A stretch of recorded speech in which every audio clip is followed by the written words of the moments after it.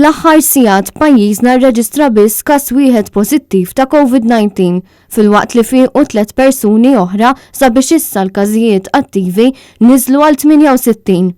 Għal ġurnata oħra ma kienu rreġistrati ebda mwiet bil-fatalitajiet jibqgħu 419. Sa tnejn kienu ingħataw 564,718 doża tal-vaċċina kontra l-Covid-19 b'aktar minn 243,000 persuna huma mlaqma biż-żewġ dożi.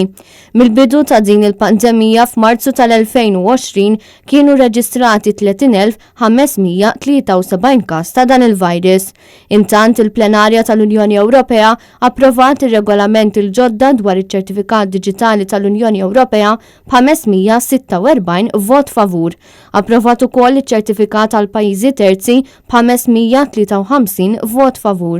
Iċ-ċertifikat se jinħareġ mingħajr ħlas mill-awtoritajiet nazzjonali u jkun disponibbli jew forma diġitali jew stampata u jkun fih QR code. Id-dokument se jiċċertifika li persuna tkun ġiet ivvaċċinata kontra l-Covid-19 jew li riċentement kellha riżultat negattiv għal test jew li tkun irkuprat mill-infezzjoni.